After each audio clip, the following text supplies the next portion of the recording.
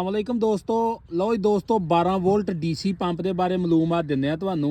Shahzad company का pump जे ते डेरे बोर के उत्ते लगा या देख लो कसन लगे आ ते थल्ले तकरीबन 50 फुट बोर आ और ये उन्होंने इलाकों के अंदर कामयाब आ जिथे वाटर लैवल 20 तो 25 फुट होवे और मुकम्मल बोर जोड़ा वा 50 तो 60 फुट होवे उन्होंने इलाकों कामयाब आ। अगर कोई 70 तो 80 फुट बोर होवे तो 35 तो 40 फुट वाटर लैवल होवे तो फिर कोई 10-20 फुट थल्ले असी पानी के अंदर भी भेज सकते हैं, बोर दे विच भेज के भी ला सकते हैं।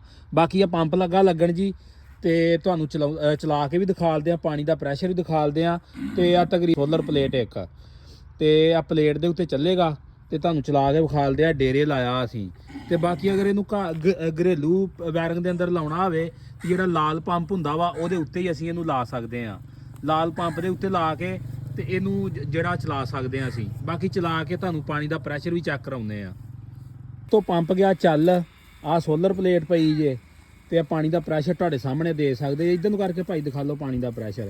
तो तकरीबन 1 साल हो गया इन्होंने लाया नूं, बेहतरीन ही चल रहा जे। ਇਹਦੇ ਨਾਲ ਜਿਹੜੀ ਆ अगर घरेलू वायरिंग ਤੇ ਲਾਇਆ ਜਾਵੇ तो बिजली की बहुत ज़्यादा बचत आ।